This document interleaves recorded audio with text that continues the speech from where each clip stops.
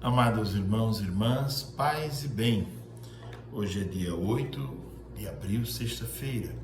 E o evangelho para hoje é João capítulo 10, versículos de 31 a 42. Se você ainda não é inscrito no nosso canal, se inscreva, ative o sininho para receber as notificações quando publicarmos alguma coisa nova. E fique atento, esses dias nós vamos publicar duas catequeses sobre a patrística, uma sobre São Jerônimo e a leitura alegórica da Bíblia, e uma outra catequese sobre os santos padres da igreja e o que eles diziam sobre o presbiterato. E aí nós falaremos não só sobre, ou a partir de citações desses santos padres, mas falaremos também a partir da vida deles e do exemplo como sacerdotes, como padres, presbíteros do povo de Deus. Vamos ao texto de hoje. Naquele tempo, os judeus pegaram pedras para apedrejar Jesus. E ele lhes disse: por ordem do Pai, mostrei-vos muitas obras boas. Por qual delas me quereis apedrejar? Os judeus responderam: não queremos te apedrejar por causa das obras boas, mas por causa da blasfêmia, porque, sendo apenas um homem, tu te fazes Deus. Jesus disse: acaso não está escrito na vossa lei, eu disse, vós sois deuses? Ora, ninguém pode anular a Escritura, se a lei chama deuses as pessoas às quais se dirigiu a palavra de Deus. Por que então me acusais de blasfêmia, quando eu digo que sou filho de Deus, eu a quem o Pai consagrou e enviou ao mundo? Se não faço as obras do meu Pai, não acrediteis em mim. Mas se eu as faço, mesmo que não queirais acreditar em mim, acreditai nas minhas obras, para que saibais e reconheçais que o Pai está em mim e eu no Pai. Outra vez procuravam prender Jesus, mas ele escapou das mãos deles.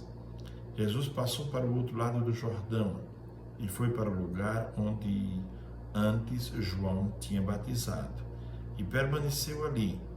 Muitos foram ter com ele e diziam: João não realizou nenhum sinal, mas tudo o que ele disse a respeito desse homem é verdade. E muitos ali acreditaram nele. Palavra da salvação, glória a vós, Senhor.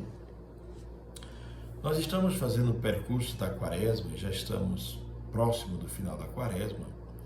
Domingo que vem já começamos a Semana Santa com a procissão de Ramos e a missa de Ramos, não é? Missa da Paixão do Senhor de Ramos, não é? No domingo.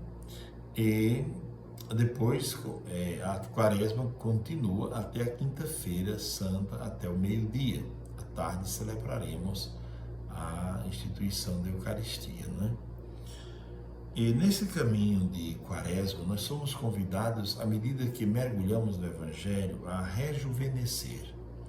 E eu trago hoje, antes de meditar a palavra, uma história muito interessante do chamado pastor de Hermas, que teve uma visão interessante.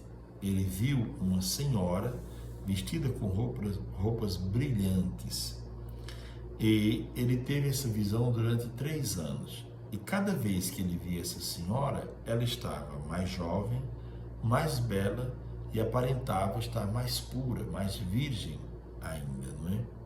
Então, à medida que o tempo passa e que a Quaresma avança e que nós meditamos os textos do Evangelho e procuramos fazer jejum, abstinência ou algum ato de caridade, nós nos tornamos mais maduros na vivência dos valores humanos, na vivência dos valores cristãos, e nos tornamos assim cada vez mais jovens, porque a jovialidade do Evangelho, a jovialidade de Cristo, a força do seu Espírito nos torna jovens, nos tornamos mais belos, contemplando o belo dos belos, e a sua beleza de alguma maneira nos toca, e nos tornamos puros, contemplando a pureza, nos tornamos ou crescemos na santidade.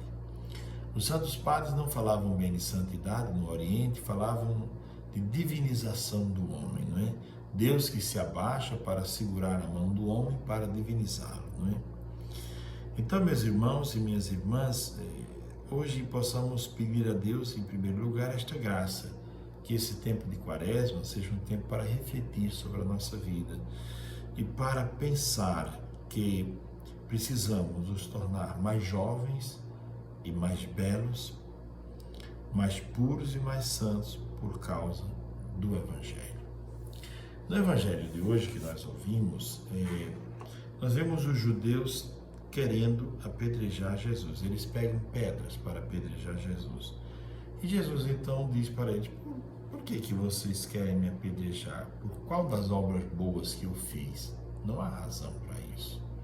Por que vocês estão me julgando de maneira negativa? Interessante que o conflito se gerava porque, à medida que Jesus revelava o rosto misericordioso de Deus, ele de alguma maneira desencantava e ao mesmo tempo batia de frente com o rosto de Deus que estes homens pregavam e anunciavam. Um rosto de um Deus que tinha muito mais a ver com o legalismo, com o cumprimento da lei, do que um Deus que é amor, que é misericórdia, que é perdão, que acolhe. Portanto, à medida que Jesus revelava o rosto bondoso de Deus, isso de alguma maneira angustiava aquele povo, porque eles controlavam a população a partir do medo e a partir das leis. E aí o debate continua, não é? Eles dizem e acusam Jesus de blasfêmia, porque dizem: olha, você sendo um homem diz que é Deus. E Jesus fala do mistério que habita a Trindade, que existe na Trindade. Ele diz: olha,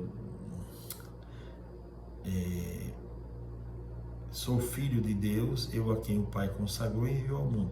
Se não faço as obras do meu Pai, não acrediteis em mim.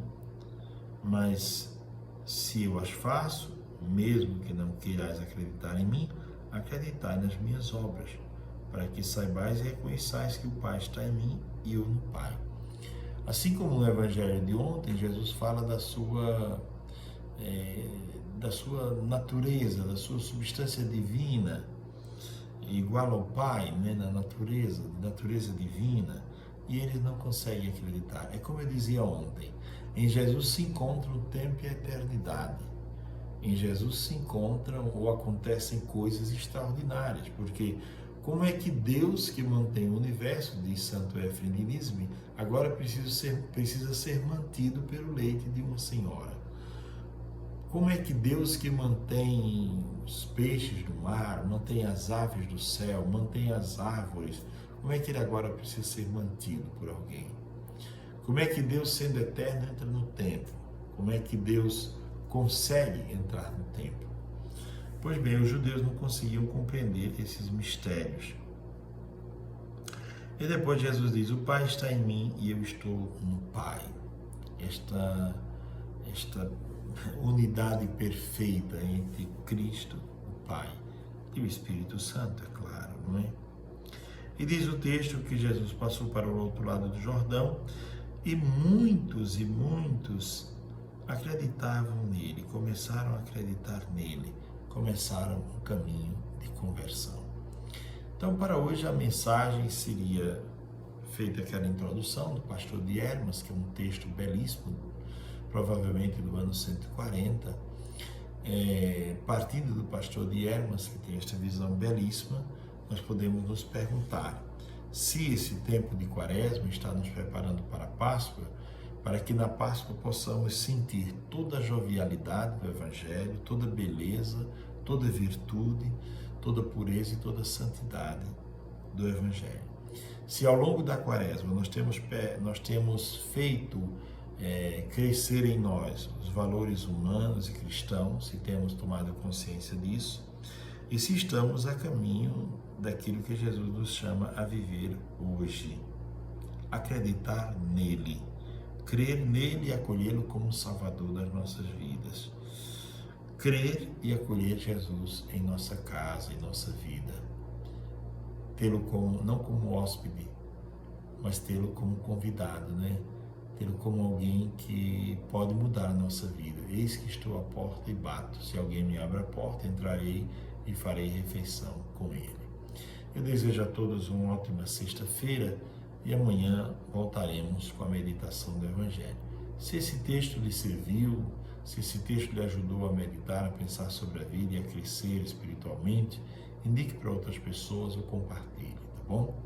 Muito obrigado a todos. Abençoe-vos Deus, que é todo-poderoso, Pai, o Filho e o Espírito Santo. Amém. Fiquem com Deus.